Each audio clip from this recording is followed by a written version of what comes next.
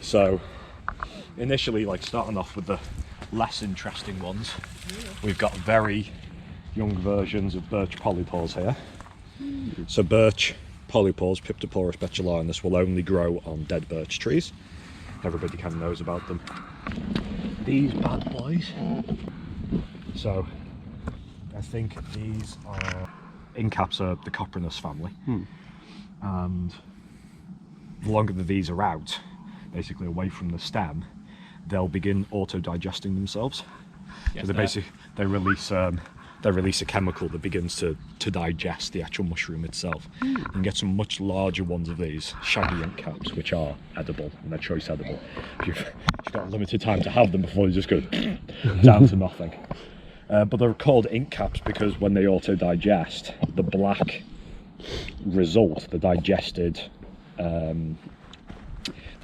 the digested mushroom turns black like ink. See it dripping as well. Yeah, you can see them dripping, and that's how it spreads its spores. So literally it'll spread the spores by expecting animals to walk through it and then spread them that way. The brown roll rim, so called because the fact that the rim rolls itself round. Now the things that you're looking for in a mushroom primarily is you're looking for the stem and how it joins to the gills itself. You're looking usually for the edge of the cap here, seeing is there any distinctive things about that. In the middle, is it forming a funnel? Is it forming an umbo, which is a nipple, which is also one of the ways you use to identify magic mushrooms. And also, what are the gills like? So if you run your fingers across the gills, are they fragile? Well, no, this one isn't. So if they're not fragile, you can be fairly sure it's not one that's known as a brittle gill, which I believe there is one over there. And then if you break them like that, see they're quite tough. Do they exude any milk? These ones don't. So they also colour, they darken and bruise quite easily when I run my finger across them. So I'm thinking this is a brown roll rim. If it is, this is deadly poisonous. It's not quite as it's not quite as like deadly poisonous as one of the amanitas, but if you have enough of them, it's gonna lead to some bad times. That's crazy because I always thought, well, what I'd heard is like the poisonous ones have like the collar on the thing, and that's always like just at one. Some of them. That's just one. That's just some of them really. So there are a few amanitas over there, so I'll be showing you how to identify them. Now, picking up a mushroom, licking a mushroom, sniffing a mushroom, even chewing a tiny little amount and then spitting it out in order to get the taste is all fine. You've got to eat and swallow the flesh for it to hurt you. So at the moment I'm holding this, I'll probably wash my hands later and stuff like that, but it really doesn't matter. It really doesn't matter. The spores themselves are not going to kill you, and that's all that you're going to get off this. With milk caps, there's a few that can be really, you can really tell what they are by the smell of them. Let's break this a little bit more, get a bit more juice. Is that the milk? Yeah, no, so this is just an oak milk cap. It's got almost an oily smell. Once it gains a little bit, like an oily, mushroomy smell. But there's some of these, so there's the saffron milk cap, which smells like saffron. And there's the curry scented milk cap.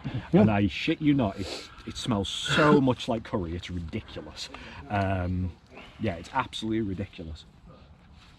Yeah, that's a slight kind of like oily smell to it. So is that inedible, like because of the milk that's coming out of it? Like that's an indicator that you're not to eat it? Well, quite a lot of the milk caps are actually edible. Okay. So the thing that you want to be looking for is the colour of the milk that comes out. Okay. If it's bright orange, then it's liable to be poisonous. If it's white, then you're usually pretty good for it. So that could be. So this could be an edible one. Yeah, it could be. Do you wanna? I can't smell. Oh, So, okay. so that's the milk. And if you smell it, it's like an oily smell to it. Yeah. Yeah. Yeah. It's mushroomy. Yeah. But it's like it's not like a pleasant smell. But they are edible. The oak milk caps, but I don't think they're choice edible. They're choice to eat. No. Gosh, there's loads of them. Can't believe how many. Yeah. So they're everywhere. Garrick. Yeah. This one is an amanita. Right. So this is in the most dangerous family of mushrooms themselves. You can actually see there's lots of little tiny guys here. Those aren't magic mushrooms. But this is in the most deadly family. And at this point, it's either going to be, for me, it's going to be, if it's in an amanita, it's going to be one of two. Or it could be a parasol mushroom. But I don't believe this is a parasol mushroom because these things here come off quite easily. They scrape off. So what this is, when an amanita comes into life, it comes into being, it's basically in an egg. It's in a tiny little egg. If you were to cut that egg in half, you could actually see almost like a cut profile of a mushroom in the egg. And those you have to watch out for, those ones, because they can look like very small puffballs. Puffballs should be clear white inside with no hint of a mushroomy shape in there. But these aren't. So what they do is they push out of the egg, and as they push out, the skin on the outside stretches and stretches and stretches and stretches until it breaks. And when it breaks, that sheath, that veil, is still left on the top of the mushroom. It then dries out and begins to crack, and that's what you're left with here. This is the same for the parasol mushrooms in the fact that they grow out of an egg. Some parasol mushrooms are edible. But this is now cracked. But with parasol mushrooms, you can't scrape this stuff off, or not as easily anyway, but this stuff's just flaking off under my fingers. Now, if you get a mushroom like this, this is why I did it with some of the other ones, and technically I shouldn't have. You should always dig down around the mushroom and get as low into it as you can. Now the reason we do that is because you have this here, which is the egg. This is the egg of it, and if you tear this off above here, you might not get one of the main signifying features of the mushroom, which is the fact that it's popped out of an egg. So you can actually see that little line there, you can see where it's come out of it.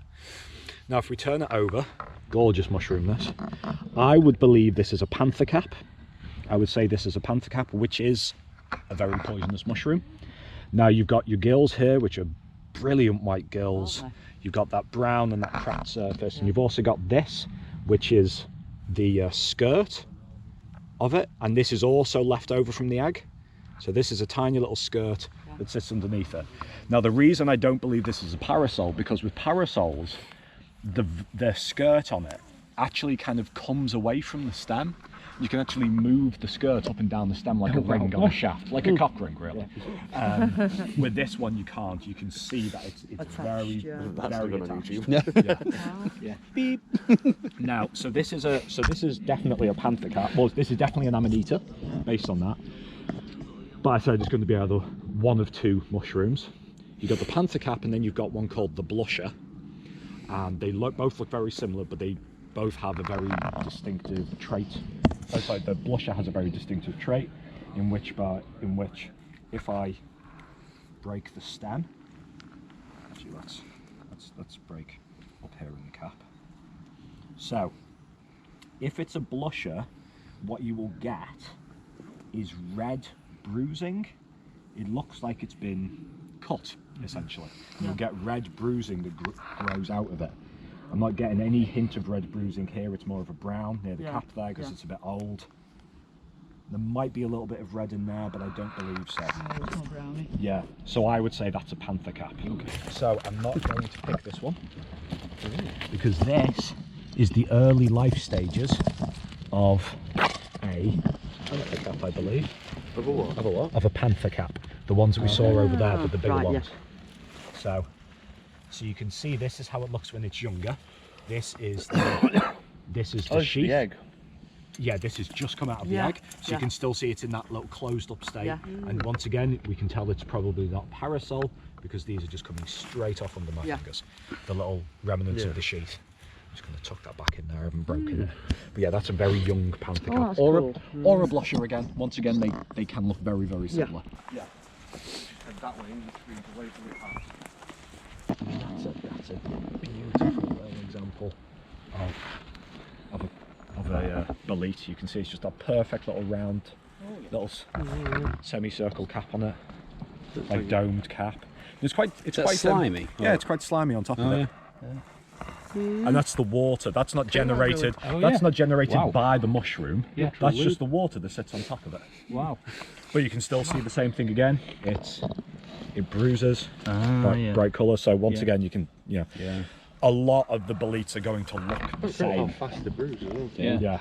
A lot of the boletes are going to look very much the same, but it's those kinds of things. That's crazy. Still not sure on that one. Could be it's probably one of the birch boletes.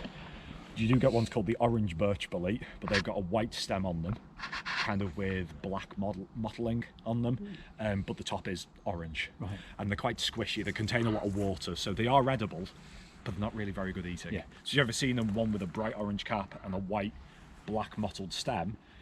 That's an orange birch bolete. Right. We do have some other ones around here as well, which, these are all the same thing actually. I believe with this, that's a ground gold. There we go. That one's very old. Yeah. Just falling its apart.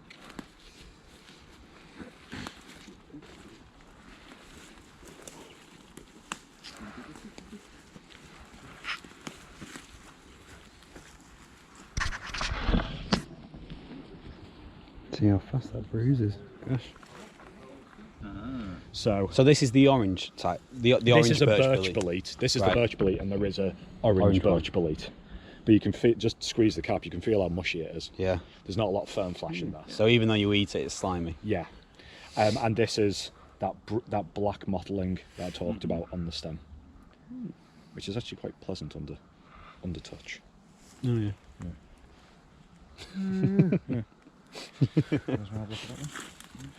Just feel how spongy the top is as well. Oh god, yeah. Proper spongy the top. That's bonkers. Yeah. Do you want to have a feel? No. Okay. Slime doesn't bother me, I just don't like mushrooms. Okay, so this is one that I've never seen before. It's actually fairly common as an enemy for this, but I've never seen it before. Once again, dig underneath it. That one is very obvious. It's come out of like a little egg. See that in there? Now you do have quite a thin stem on there. Now there's no veil on this, as in, so there's no sheet, skirt, but it doesn't have particularly brittle gills. If you turn it over, you've got that lovely buff brown there with these very, very obvious striations on the side.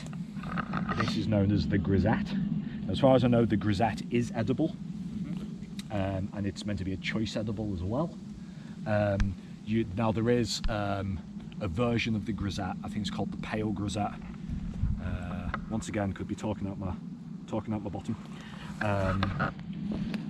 But I do believe that one of the versions is poisonous. Once again, I'm not pretending to know everything here. This is just my own personal experience. It's good to know that everything you pick up, there's two of them that look the same, and one's poisonous and one's not. Makes it so much easier, doesn't it? 50 chance of being full in the evening or dead. But just don't take my word as gospel on this. No, I know, but No, it's just interesting to look like. I'll stick with Red ones, these orange ones, including those red and orange ones, they are all fly agaric. They are all fly agaric. But the orange ones, they are a slightly different species, but they are all fly agaric. And we've actually over there, we've got a couple of different stages in the life cycle of them as well, which we'll have a look at.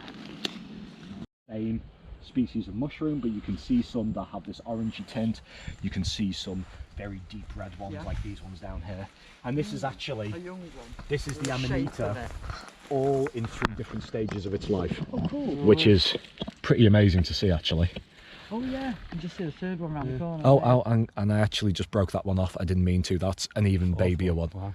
So you can see if you come around here, Chris, you actually see the egg there. Oh yeah. And you can see how it mirrors the texture on top. Yeah. As it goes round, so you can see this is when it's, so this is what it looks like when it's an egg. Then it pops its head out of the egg, comes up, brings some of the sheath with it, some of the veil, keeps on coming up and expanding.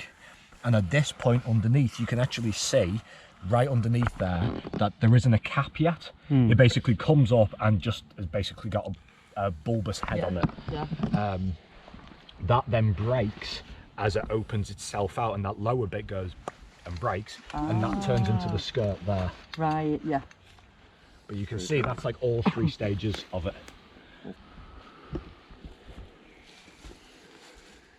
So you can see, so when this has popped its head out, but that would have started off as a tiny little like lump of white, Yeah. tiny little white egg.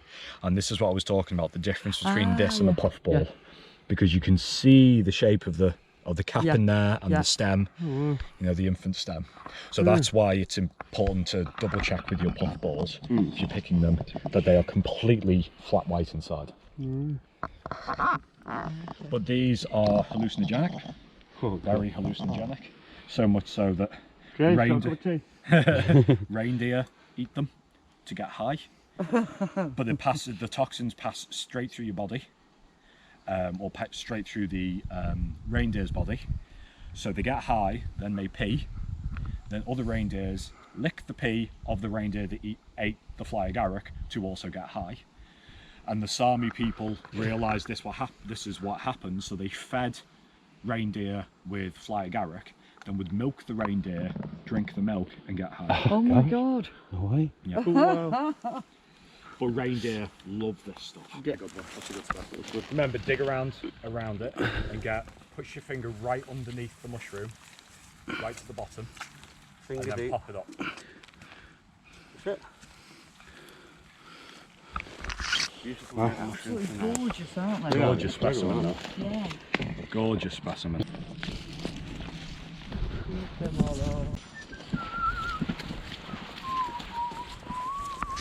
Hello. Found a mushroom. Oh, sorry. Okay. Hello, buddy. Very kind of creamy greeny. Yeah. Got a green tint in it, hasn't it? Okay, everybody. What you're looking at is either the false or the real death cap. Oh wow. Cool. This is either the death cap or the destroying angel, but the destroying angel doesn't even have a hint of green in it. It's stark white the whole way through. Definitely got green in it, that. So that's got green in it, so it could be the false or the real death cap. So that's Amanita phalloides. That is the most poisonous mushroom in the world. Cool. Wow. So you've got here, you've got the egg sac that it's coming out of. You've got the veil that hasn't quite broken yet over the top there. You do have the remnants of the veil here, which is just a pulling off. Yeah. Do you want to put that in your pouch? I can put that in my pouch. Wash your pouch out. I have multiple pouches, it's okay. So that, I believe, is the death cap. That's the Wow. most poisonous mushroom in the world. That's a good There's find. no known cure for it. And that's the first one we see. And it kills you in a not very nice way. It comes out both ends, you feel absolutely awful, then you get better, and then you suffer multiple organ failure. Wow. It's amazing how it stood out. Like it wasn't Yeah, a it was natural just- green, was it? It yeah, was yeah. almost glowing. fluorescent. Yeah, it was almost dark fluorescent. green. Yeah. So these are shaggy Inca caps. So this is part of the, This one's got a link on it. yeah. Yeah. So this is part of the Coprinus family. Look at now. So you get these. These are choice eating. These are very, very choice eating. Part of the Coprinus family. You've got quite a few different types of ink cap themselves. The two easiest to identify is the common ink cap, which kind of looks like this. It's a little bit more bulbous and malformed and grey. Right. This is the shaggy ink cap because it's shaggy. It's shaggy essentially. Now there's a lot of good flesh in these, and you can actually see how it comes apart. So those are all the gills, all tightly packed in there, all the gills. You can actually pop the stem right off it. That is so cool. Yeah. And sometimes the stem isn't even actually attached to the cap. It's just like rotating on it like a hinge. Now these, like I said, auto-digest themselves, so after about 20 minutes it'll begin to auto-digest itself, actually, as we speak. I can see it moving up. Yeah, it's literally moving up already, so this is now dying and preparing to auto-digest itself. Once it auto-digests itself, sorry Matt, you get this bad boy, and this is where the underside of it is turning into a deep black ink. So it was called ink caps because you could use this to write with, to be honest. I was just going to say, can you write with that? Yeah. Now as this drips onto the ground, animals will walk past, and as they walk past they'll then spread it. So the ink is like the seeds? Yeah, see that? So the spores are held within the ink. That is so cool, yeah. Yeah, you can see it like all forming, can't you? Like as it curls up. Carries on same as me then. Look at that. Wow. Yeah. Tattoo. These are actually choice eating, and they're one of the ones that you can actually identify really quite easily as well. I wrote on the top of the mushroom. Yeah, you can identify them really quite easily. They're in this particular shape. Now they can pull themselves out like this to more of a parasol shape. But once that happens, then they're usually towards the end of their lives and will begin auto-digesting. That's what these ones Yeah, are so doing, it's spreading out. out. So usually, like some of these in here are just beautiful little examples in there. They're beautiful, and they're really, really good eating. Very nice, but you can't take long between getting them from the ground and into the pan. And is it better to get like the younger ones that haven't started auto-digesting? Yeah.